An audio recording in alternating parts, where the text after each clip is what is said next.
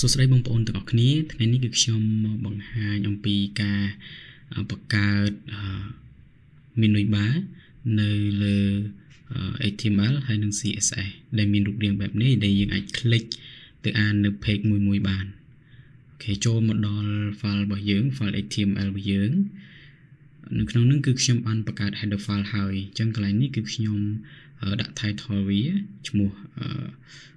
channel របស់ខ្ញុំហើយខ្ញុំភ្ជាប់វាជាមួយនឹង link CSS ជាមួយនឹង link style បន្តមកទៀតគឺខ្ញុំចូលទៅសរសេរ head នៅខាងលើរបស់ខ្ញុំសរសេរឈ្មោះ website របស់ខ្ញុំសរសេរឈ្មោះ channel របស់ខ្ញុំអូខេបន្តមកខ្ញុំបង្កើត now ហើយនៅក្នុងហ្នឹងគឺខ្ញុំបង្កើត class មួយទៀតដែលខ្ញុំដាក់ថា new bar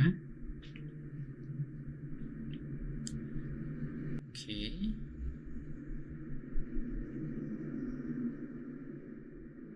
បន្តមកទៀតគឺខ្ញុំបង្កើត UL ហើយ UL មកនៅក្នុង UL នេះគឺខ្ញុំបង្កើត link នៅក្នុង link គឺខ្ញុំបង្កើត a tag មួយទៀតដែលខ្ញុំដាក់ថា home ហើយខ្ញុំទៅ copy វា3បន្តទៀតខ្ញុំនឹងបង្កើត menu 3បន្តទៀតអូខេទី1ទី1បន្តទី2គឺខ្ញុំដាក់ about ទី3គឺខ្ញុំដាក់ product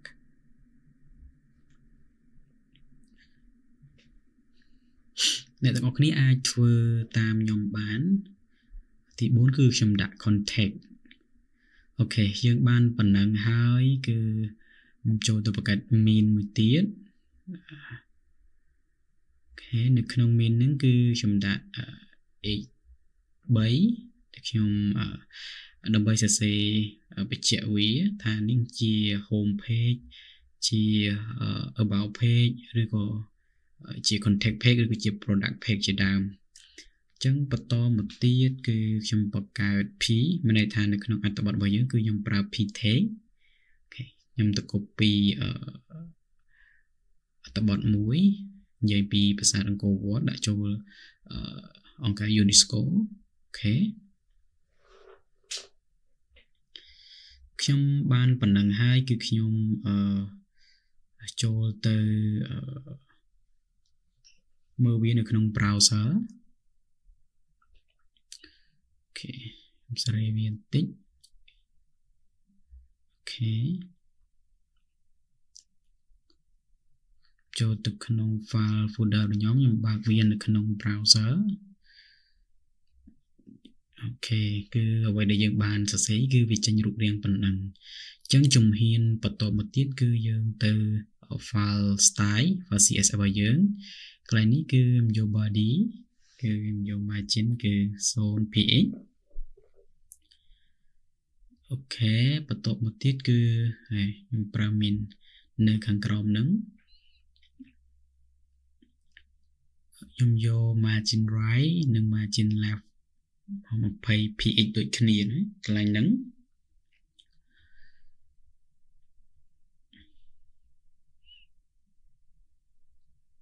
ហ្នឹងហើយអ្នកទាំងអស់គ្នាបើសិនជាឆ្ងល់ត្រង់ណាអ្នកទាំងអស់គ្នាអាច comment នៅខាងក្រោមវីដេអូនឹងបានបន្តមកទៀតខ្ញុំហៅ h1 tag មកនៅក្នុងហ្នឹងគឺខ្ញុំសរសេរ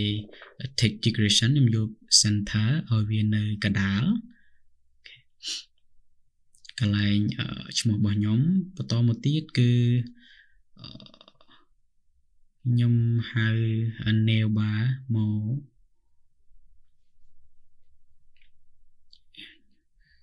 ចឹង UL វានៅក្នុង new bar កន្លែងនេះគឺខ្ញុំដាក់ចុច1អូខេបានវាស្គាល់ណាបន្ទាប់មកទៀតនៅក្នុង new bar UL នេះគឺខ្ញុំហៅlist style មានន័យថាយើងធ្វើវាអត់ឲ្យមានជាប់ចំណុចអក្សរសហ្នឹងបន្ទាប់មកខ្ញុំយក background ពណ៌ខ្មៅតែខ្ញុំដាក់វារាងស្រាលបន្តិចអូខេ padding របស់ខ្ញុំគឺខ្ញុំយក 0px បន្តមកទៀតគឺ margin គឺខ្ញុំយក 0 ដូចគ្នា flow hidden ok dương khó ai mùi giống như tụi mưa tách như trong code bảo dưỡng ok ở dương nơi cái lạnh nào ba điều ấn cứ dương admin chơi tệ dương lục chơi nâng chành ok dương sale mùi mối dương cho từ refresh đăng tiền ok cứ vì miền antara cam mà lừa code bảo dưỡng ok chẳng bắt to một tiết cứ ở dương hào nêu ba một tiết admin a được không a thế color dương vô bộ số bộ số bộ dưỡng vô bộ số hay integration vô nắn padding kim vô được pram ph ok to một tiết cứ nơi trong cái này ní kim vô display kim vô block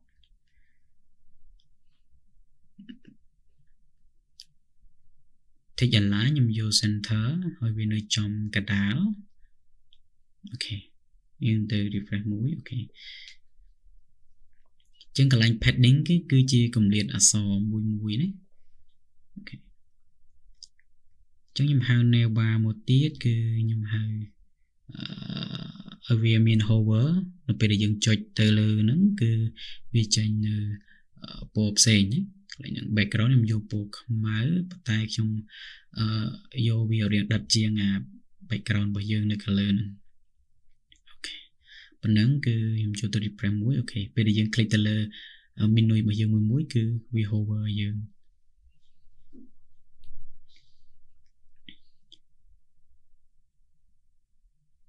bắt to một tiết cứ nhầm hai này ba một bên tiết lý ok nó không lý cứ nhầm đã vì float tôi chỉ left này thà ở bên nơi kháng chuyến sân đi dương đã nơi kháng nam có ban đài này nên ở cái sờ lạnh nơi kháng ná này tôi học đã nơi kháng năng cho tay nhầm ở vô kháng chuyến nếu nhầm tay ở đây học nên mới nhầm đã vô bị right ok ok đầu tiên dục left nâng tờ đáy ok ở bên nơi càng chuyến cái dân ban phần nâng hai cái cho tới khi ông lại ní cứ khi ông bật card file nè để dân click tới dân ai tới a nó po miền được không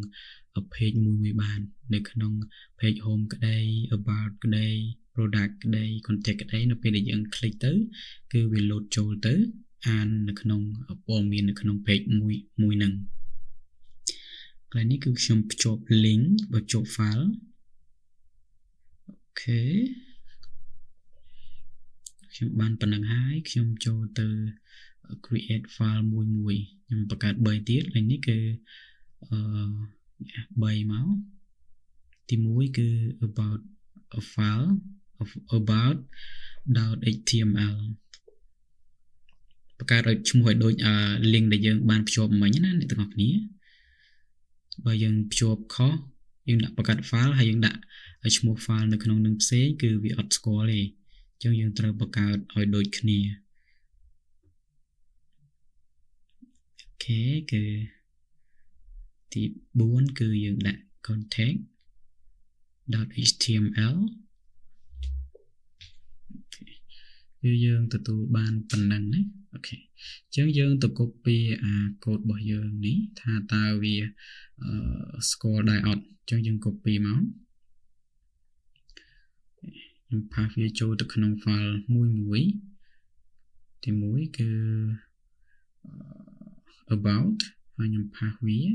ខ្ញុំកែកន្លែងនេះទៅជា about page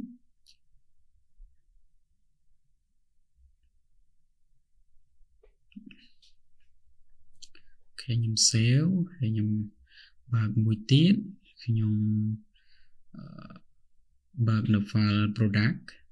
ហើយខ្ញុំផាសវាឥឡូវខ្ញុំដាក់ product page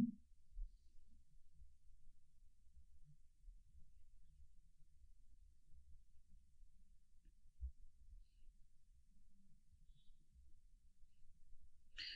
ចុងក្រោយគឺខ្ញុំយកបើកនៅ file context ហើយខ្ញុំ pass ខ្ញុំសរសេរកន្លែងនេះខ្ញុំដាក់ context អូខេអញ្ចឹងយើង save វាហើយយើងទៅបើកនៅលើ browser របស់យើងសូវានៅក្នុង browser របស់យើងអូខេ refresh មួយអូខេឃើញអត់គឺនៅពេលដែលយើងចុចនៅលើ menu product វាចេញ menu text វាចេញហើយយើងអាននៅព័ត៌មានខុសៗគ្នាណាអ្នកទាំងអស់គ្នាអាចបង្កើតតាមខ្ញុំបានណាអូខេវានៅអត់ទាន់ជ្រៅទេវានៅស្រាលទេណាអូខេគឺយើងមានប៉ុណ្ណឹងហើយយើងនឹងជួបគ្នានៅវីដេអូក្រោយបន្តទៀតណាកុំភ្លេចfollow ក៏ដូចជា subscribe ឲ្យ channel YouTube របស់ខ្ញុំបើសិនជាអ្នកទាំងអស់គ្នាចង់តាមដានក៏ដូចជាគិតថាវីដេអូរបស់ខ្ញុំនឹងផ្ដល់គុណប្រយោជន៍ទៅដល់អ្នកទាំងអស់គ្នាអូខេយើងជួបគ្នានៅវីដេអូក្រោយបន្តទៀតអរគុណច្រើនអ្នកទាំងអស់គ្នាសម្រាប់ការតាមដានវីដេអូមួយនេះ